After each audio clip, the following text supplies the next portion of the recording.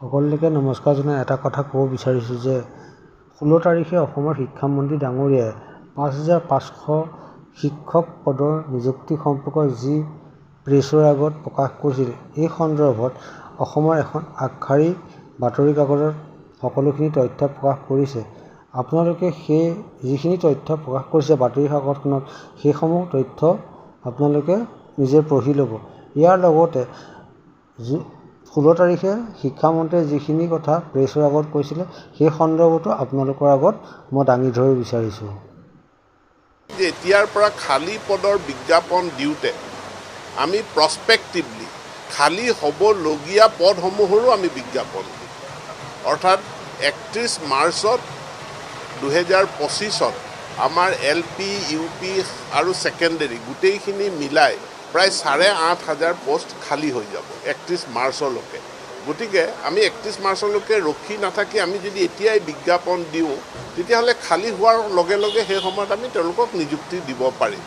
গতিকে সেই বিজ্ঞাপনটো মানে খুব সোনকালে প্ৰকাশ পাব আৰু মই বিজ্ঞাপনটো যেতিয়া প্ৰকাশ পাব সকলোৱে আবেদন কৰিব পাৰিব।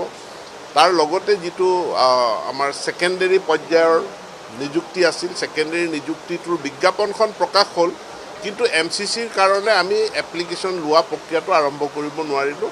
2 এদিনৰ ভিতৰত তাৰো অনলাইন আবেদন গ্ৰহণ কৰা প্ৰক্ৰিয়াটো আৰম্ভ। এতিয়া আমি LP, UPত যিসকল ঠিকাভিত্তিক শিক্ষক আছিলে সমগ্ৰ শিক্ষাৰ অধীনত, যাক আমি SSA কণ্ট্ৰেকচুৱেল আৰু ষ্টেট পুল কণ্ট্ৰেকচুৱেল বুলি কওঁ, তেওঁলোকৰ চাকৰি নিয়মীয়াকৰণৰ কাৰণে অসম চৰকাৰে এটা প্ৰচেষ্টা আৰম্ভ কৰিছিল। কিন্তু সেইসকল শিক্ষকৰ মাজৰে পৰা একাংশই পুনৰ হাইকোৰ্টত তেওঁলোকে গ'ল। গতিকে হাইকোৰ্টত এটা চলি আছে। এনে পৰিস্থিতিত আমি তেওঁলোকৰ চাকৰিসমূহ নিয়মীয়াকৰণৰ প্ৰক্ৰিয়াটো আইনী জটিলতাৰ কাৰণে পিছুৱাই নাৰাখি আমি এটা স্পেচিয়েল ৰিক্ৰুটমেণ্ট ড্ৰাইভ কৰিব বিচাৰিছোঁ LP, UPত, য'ত অনলি কণ্ট্ৰেকচুৱেল টিচাৰ, কৰ্মৰত কণ্ট্ৰেকচুৱেল টিচাৰসকলেহে আবেদন কৰিব পাৰিব, বেলেগে আবেদন কৰিব নোৱাৰে। তো এই প্ৰক্ৰিয়াটো খুব সোনকালে আৰম্ভ হ'ব। একেধৰণে আমাৰ যিসকল হাইস্কুলত এডিশ্যনেল কণ্ট্ৰেকচুৱেল টিচাৰ আছে তেওঁলোকৰ কাৰণেও একেধৰণৰ এটা স্পেচিয়েল ৰিক্ৰুটমেণ্ট ড্ৰাইভৰ দ্বাৰা তেওঁলোকৰ চাকৰিসমূহ নিয়মীয়া কৰাৰ আমি ব্যৱস্থা কথা বিবেচনা কৰিছোঁ। খুব সোনকালে সিদ্ধান্ত গ্ৰহণ হ'ব।